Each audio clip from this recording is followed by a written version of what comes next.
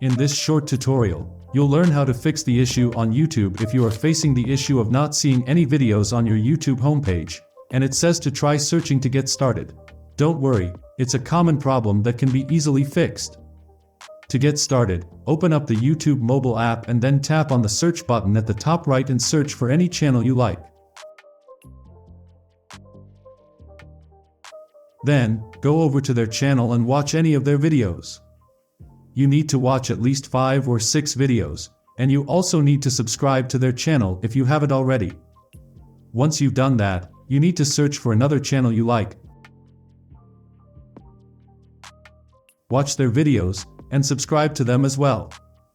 Remember, the more you engage with content on YouTube by searching and watching videos, the better YouTube will become at recommending videos suited to your tastes.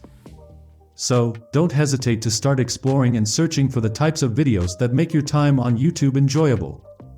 After you do these same steps for 1 or 2 days, it will fix your issue, and YouTube recommends you videos based on the content you watch, and it will populate the homepage with videos tailored to your preferences.